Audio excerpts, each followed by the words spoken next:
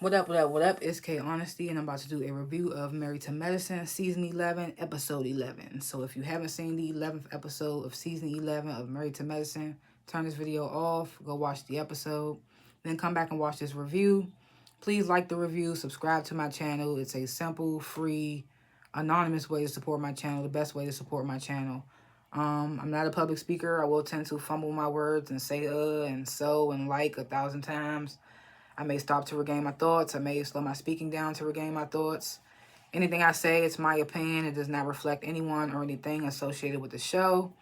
I'm going to definitely be looking at my notes that I take throughout the show. And comment below what you would grade this week's episode, what you thought about it, if there's anything that I leave out or I forget or I'm off on. Let me know in the comments. Or you just have an opinion in general, leave it in the comments with the grade. And yeah, I like to grade the episodes before and after my reviews. This episode was crazy. It was kind of low vibrational. I was like, am I watching Married to Medicine or Love and Hip Hop? I'm gonna have to give it like a C plus. It was not giving that much for me.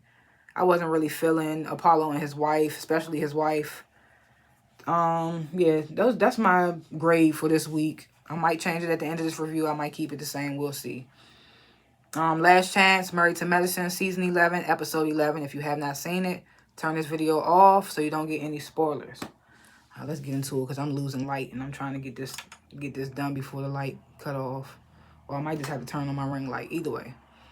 So the episode begins. We get these little short scenes of all the couples in their rooms. We still in Key West. Then we get these back and forth scenes with Quad and King and Greg and Sweet Tea. So Quad and King, they're talking about the night before, of course. And, they're talking, well, mostly Quad talking about how she feels like Greg wasn't able to handle seeing her with a new guy. And it's just like, I get that, but I feel like Quad is not taking responsibility. Like, you were drunk and you were saying stuff to start stuff, but it wasn't too bad, the stuff you were saying, but you were saying stuff. And I don't like how King didn't, like, kind of check her and be like, well, you was a little tipsy. You was saying some little stuff that could have riled their feathers. He just was like, and I get it, defend your woman, stick by your woman's right, whatever the case may be. But I was just like, I don't know. So, then we go to Greg and Sweet Tea talking about the night before. And Greg does end up apologizing to Sweet Tea. And, he says he was upset because he felt like, Quad felt like that she had to endorse their relationship, and that's not the case. So it's like, I get where Greg's coming from too, but at the same time, he was saying some reckless shit too. And I was surprised that King didn't say anything, but now we find out in this episode that apparently he didn't hear it. So Toya and Eugene, they go out for brunch with Mimi and Steve. We learn a little more about Steve and Mimi. Steve grew up with a single mom, didn't know his dad, whatever the case may be. They sit down for brunch and they talk about the events of last night. And, I like how I like how Dr. Mimi and Steve was kind of calling Toy out like, you kind of instigated that shit last night. So it's like, I didn't say anything. And then they show the clip like, Toya, you is the one that said you feel like Dr. G's right behind Quad and they shouldn't be doing that. So I thought that was funny that they was pointing out that Toya was being messy. And Toya was trying to act like she didn't know what they was talking about. And I was like, girl, you were definitely being messy. So, then we get to scene Heavenly, Jackie, and Simone. They're talking about the night before. Everybody's talking about the night before. And Heavenly, this is when Heavenly tells Jackie, because Simone already knows. She already told Simone. This is when they tell Jackie that, Heavenly tells Jackie that she invited Apollo. And that Phaedra knows that he's coming. And Jackie's like, what in the shit show is going on? So the couples, they board the boat to go to this this private sandbar just exclusively for them. And Apollo and his wife show up. And then we get the scene where Heavenly is on the phone with Apollo and asking him if his wife is coming. And Apollo says no. So he ambushes us with his wife. I'm about to turn this ring light on. I feel like it's getting dark. And you can't see my face.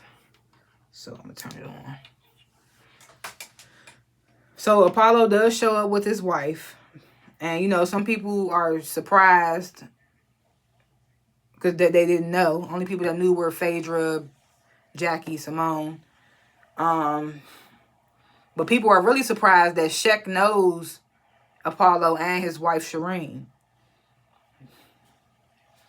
And then we get this little moment where we see Apollo telling Quad and Heavenly. First of all, Quad, why are you so... I mean, I get it, because now all the attention is off of her and King and Greg and Sweet Tea, so we thought.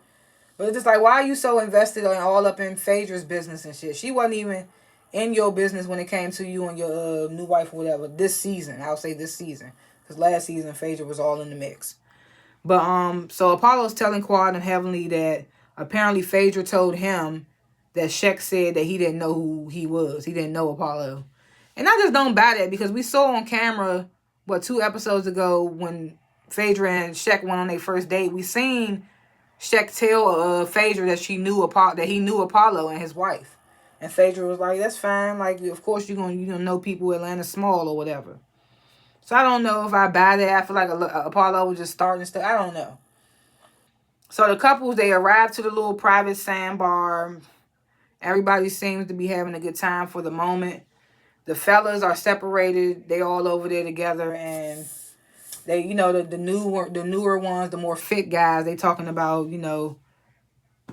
because what's his name? Steven goes over to introduce himself to Apollo. And, he gets to talking about how he played for the NFL. They start talking about, fitness or whatever. I can't remember who really calls out the other guys, like Eugene, Cecil, Curtis, and Greg. Like, can y'all do 25 push-ups? And Eugene is like, nah, man, we ain't about to do all that. I feel Eugene, like, shit, we on vacation. Ain't anybody trying to outdo. We ain't got time to be outdoing. We ain't got to do all that.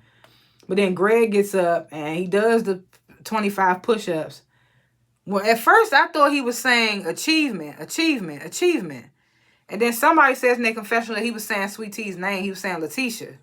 So I'm just like, so that's weird. Like, why the hell would you say your wife's name? He did 25 push-ups, but he said her name after every push-up. And I was just like, that's cringy. That was cringy. Super cringy. So then Eugene gives like a toast, and he's like, toast to King being so positive, coming in being so positive. And Greg starts saying, he telling King, like, no disrespect to what happened last night. I have no ill will towards you. I want the best for Quad, blase. He's saying all that. And then he ruins it by saying, I just said that Quad talked too much. And King's like, you said that to her? And Greg's like, yeah. And King's like, oh, I didn't hear that. And I was like, so, because I was wondering, in my last review, I said, when Greg said, you got a big fucking mouth to Quad, I was surprised that King didn't say anything. Because King was looking right back at them when Greg said this stuff, so I was confused as how he didn't hear what Greg said. That was weird to me. So King says he didn't hear Greg say that. And then all of a sudden, he tells Greg, that's offensive. I'm offended by that. You need to apologize to Quad. So then Greg says something. I don't remember what he says, but then he gets up and walks over to King, and he's like, if I knew you, I would have brought the situation to you, and I would hope that you would stick up for her. And I'm just like, first of all, you either way, you should let the two women get into it, and you address the man. And and then after that, why are you getting up in his space? Why'd you get up to say all that? Like he was fake checking King. It was kind of weird. He was like, oh, okay. And then he went and sat back down. King was like, as long as you know. So I was just like, that was weird either way. So then over there with the women, Shireen, that's what I'm saying. This bitch, she need to be on like Love and Hip Hop or something. She do not need to be on Married to Medicine, because her energy it just gave very much low vibrational reality TV star. Like, you don't need to be on here with these doctors and doctors' wives and whatever the case may be. So she out there with the women, she's spilling tea on Shek, saying that, he's for everybody and not just Phaedra. And you sound real bitter, because why do you even care? But then she says that Shek is like family to them, and he comes and kicks it with them on the holidays or whatever. So then Shek comes over, and the ladies start questioning him. And they telling Shek that Yeah, they telling him that Apollo said that he didn't even tell, that Shek didn't even tell him that he was coming with Phaedra or whatever the case may be, or coming at all. So then Apollo walks over and he's like, and he says that, you know, Shek did tell him about the speed dating event, but he didn't tell him that it was Phaedra. He didn't tell him that he was going on a date with Phaedra or whatever the case may be. And then Shek's like, why should I have to tell you all that, bro? And then Phaedra intervenes and she's like, Apollo, why are you worried about who I'm dating? Like, we not married. So then Shireen, wild ass, she jumps in and she's like, he ain't very aggressive. She's like, he don't give a fuck about you, blase, blase. And Phaedra's like, I don't care about him, bad little bitch. Calls her a linebacker, big baddie, something. She was reading. She was just like, it was just like, girl, like, yeah, why? You giving off bitter, you giving off like extra. Because Phaedra had a valid point, like, why do you even care? Why does it even matter? So Shek pulls Phaedra away. And this is when Sweet Tea asks Shireen, like, who invited you and Apollo? And Heavenly's like, Shireen's like, Heavenly invited us. And Sweet Tea's like, well, what's the purpose of that? And then Heavenly ass gets real defensive. I don't gotta answer that to you, darling. What did she say? She said, you know, don't ask me shit, little girl, or something she said. Basically. And then Sweet Tea's like, something, bitch. So then Sweet Tea and Heavenly start going back and forth.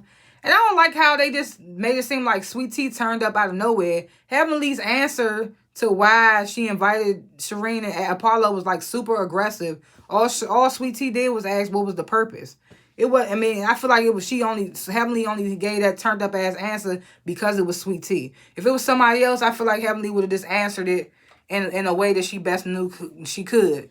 But she got real turned up when Sweet Tea asked that. But they making it seem like Sweet Tea was the aggressor just because she said bitch. Heavenly says bitch like every other word. So it's just like, I don't like how they try to do that. So Heavenly and Sweet Tea going back and forth. Greg comes over to pull Sweet Tea away. All of a sudden, Greg is literally holding Sweet Tea to keep her from going back over there to argue with Heavenly. This nigga King, now I'm looking at King sideways because he says in his confessional that he feels like with all the chaos going on, it's the perfect time to say something to Greg.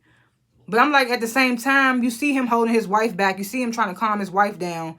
And you talking about, let me talk to you for a minute. Let me talk to you for a minute. No, let him deal with his wife and then y'all can talk. So I thought that was very weird of King. But I think Contessa takes Sweet Tea away. And Greg and King start talking. So King's basically trying to check Greg. He's like, you know, I ain't hear you say that last night. I feel like you need to apologize to her. And Greg's like, well, he's like, no, you don't need to say nothing else to her.